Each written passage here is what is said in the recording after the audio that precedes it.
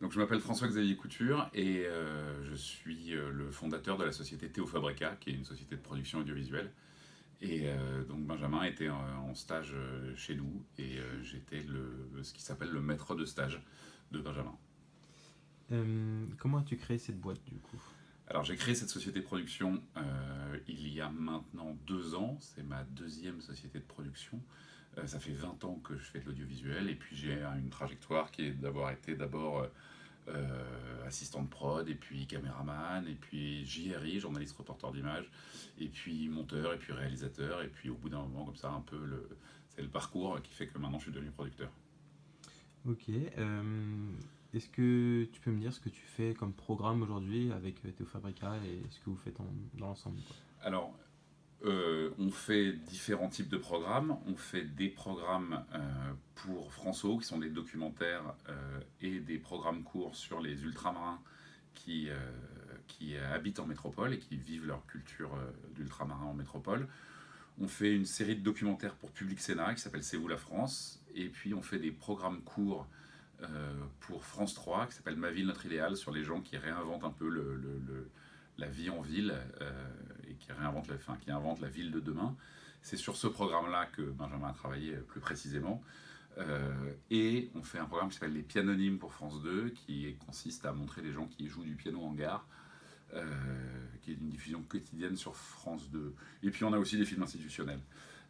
Voilà, donc c'est une activité relativement variée, avec une ligne éditoriale qui était d'essayer de se dire qu'on fait de la télévision avec une espèce de petite vocation citoyenne, c'est-à-dire de se dire qu'on dit pas, on essaie de pas dire n'importe quoi aux gens, de défendre des valeurs qui sont assez simples, qui sont les valeurs de la République, de vivre ensemble, enfin voilà. Est-ce que c'est dur de trouver des programmes, enfin de lier les programmes avec la télé ou autre aujourd'hui avec une boîte comme la tienne? Alors, ouais, le marché de la télévision évolue pas mal.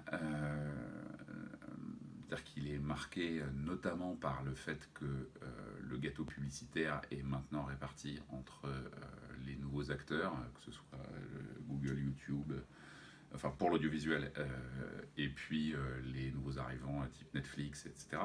Donc le marché de la télévision, il évolue très vite. Il y a sur les gens qui la regardent, la télévision, euh, une population qui vieillit, c'est-à-dire que maintenant le téléspectateur, il a autour de, téléspectateur moyen, il a autour de 55 ans. Donc ça nous demande de réfléchir un peu autrement euh, déjà à nos programmes et aux lignes éditoriales de nos programmes, et d'autre part au financement. C'est-à-dire comment est-ce qu'on fait pour financer ces programmes. Alors il y a plusieurs stratégies qui sont développées, que nous on fait ici. Ça peut être de la recherche d'aide publique pour les documentaires, ça peut être pour les programmes du sponsoring par exemple. Et donc on travaille dans toutes ces directions-là pour essayer de faire notre métier de manière un peu différente. Du coup, tes ambitions pour Théo Fabrica aujourd'hui, elles seraient comment? Alors, Dans lesquelles? mes ambitions, qui sont les ambitions enfin de nombreuses sociétés de production, c'est de faire du documentaire ambitieux, euh, un peu créatif et voilà, et intéressant. Enfin, c'est une banalité, mais voilà, nous, notre but, c'est ça, c'est d'essayer de faire du documentaire dans la ligne éditoriale exposée que j'ai exposé tout à l'heure, c'est-à-dire d'essayer de faire des documentaires. Alors après, avec une petite, une petite particularité qui est que le fait religieux m'intéresse particulièrement, et donc de faire des documentaires autour du fait religieux, c'est ce que et des séries documentaires autour du fait religieux, c'est ce que nous on aimerait bien faire ici. Et dernière question, du coup, tu vois comment Théo Fabrica dans 5 à 10 ans? Eh bien, je ne le vois pas. Je, je ne vois pas. Je ne vois pas plus loin. C'est aussi ce que j'ai appris à faire ce métier, c'est qu'à chaque jour suffit sa peine.